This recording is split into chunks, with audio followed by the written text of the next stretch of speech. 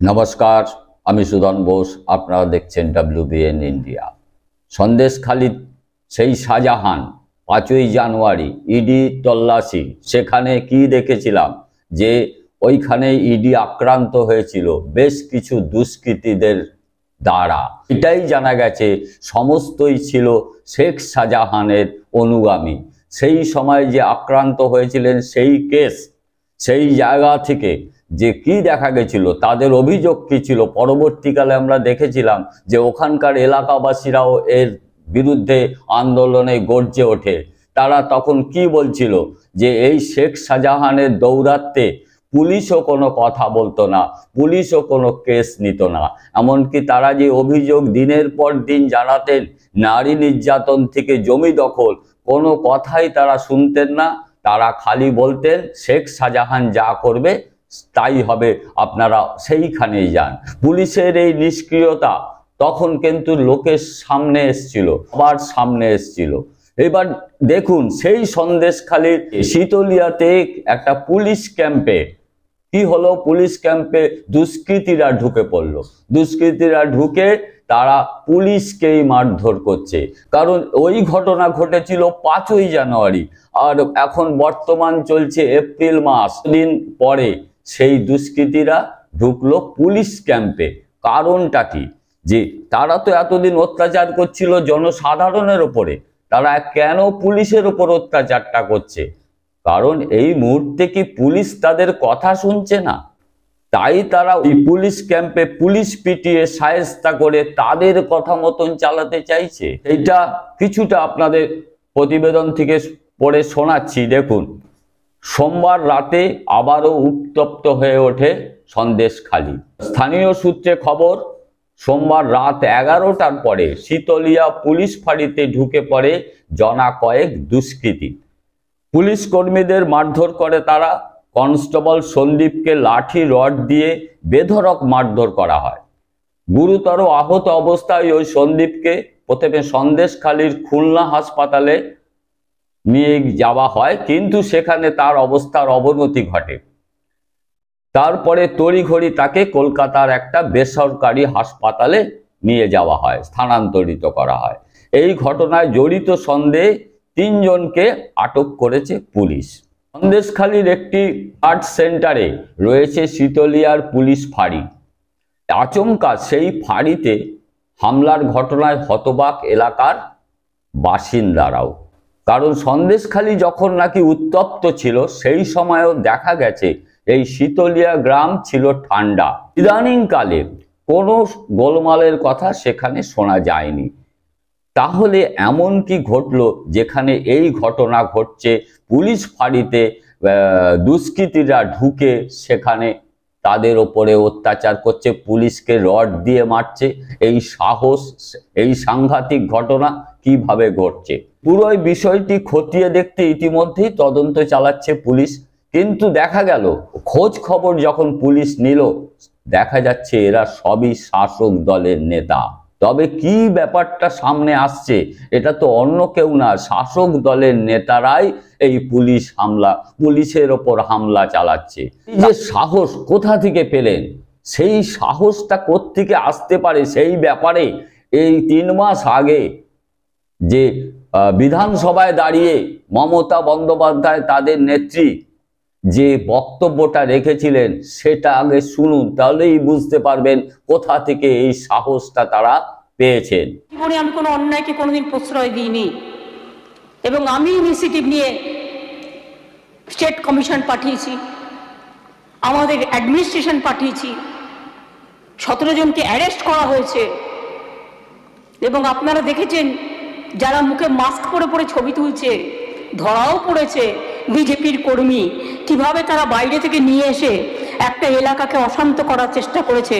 আগে টার্গেট শেখ শাহজাহান, ওকে টার্গেট করে ইডি ঢুকলো, তারপরেই সবাইকে বার করে দিয়ে তারপরে ওখানে আদিবাসী মাইনরিটিদের মধ্যে ঝগড়া লাগিয়ে দিল। শুনুন, কারো কোনো ক্ষোভ বিক্ষোভ থাকতেই পারে, যদি থাকে গভর্নমেন্ট ডিসিশন নেবে। আমাদের মহিলা টিম আছে ওখানে, পুলিশেরও একটা মহিলা টিম আছে, ঘরে ঘরে যাচ্ছে কার কি অভিযোগ শুনতে। শুনে এসে রিপোর্ট করার পর যদি কারো প্রবলেম থাকে সেটা নিয়ে নিশ্চয়ই আমরা কাজ করব।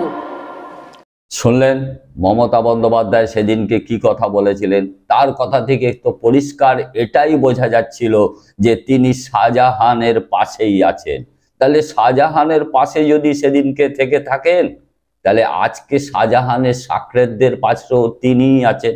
তার সাহসেই আর যে কর্মীরা তারা পুলিশের ওপর আক্রমণ করছে, এটা শুধু যে সন্দেশখালিতে হবে বা হচ্ছে সেটা নয়, কিন্তু এটা দেখা যাবে দিকে দিকে। কারণ সেইভাবেই তৈরি হয়েছে তার কথাতেই যে তার বাহিনী।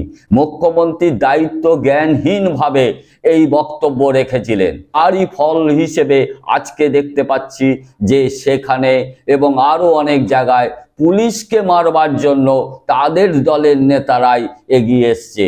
এটা কি সাংঘাতিক! আসলে কি সত্যি সত্যি এই মুখ্যমন্ত্রীর পুলিশ মন্ত্রী হওয়ার কথা বা পুলিশ মন্ত্রী থাকতে পারেন? আর পুলিশের ওপরই আক্রান্ত তারই দলের লোকেদের দ্বারা। এই দায় দায়িত্বটা কার? পুলিশ মন্ত্রীর অবশ্যই। আর পুলিশ মন্ত্রী যেহেতু আমাদের মুখ্যমন্ত্রী, সেই দায় দায়িত্ব সম্পূর্ণ মুখ্যমন্ত্রী, এর জন্য সম্পূর্ণভাবে দায়ী মুখ্যমন্ত্রী। তার কারণ যত ভোট এগিয়ে আসছে ততই এই সন্ত্রাস কিন্তু বাড়তে থাকবে। সেটা জেনে শুনেও এইরকম ধরনের বক্তব্য তিনি রাখছেন, যেটা নাকি পরবর্তীকালে প্রাণঘাতী হতে পারে।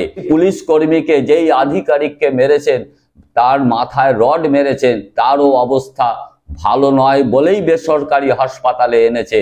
কিন্তু কেন তিনি তার এই দলের কর্মীদের এই সাহস যোগাচ্ছেন? খালি কি সামনে ভোট এই কথা চিন্তা করে যে কাউকে খেপানো যাবে না, এটাই কি তার উদ্দেশ্য? নাকি তার রাজ্য পরিচালনা করার প্রথম কথা ছিল?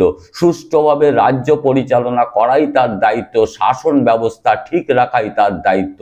কিন্তু তার এই বক্তব্যের জন্যই আরো বেশি করে দেখা যাচ্ছে চারিদিকে এই গন্ডগোল আসছে। যে তিনজন গ্রেপ্তার হয়েছে তারা কিন্তু প্রত্যেকেই দেখা যাচ্ছে তৃণমূল কর্মী, তারই দলের সঙ্গী।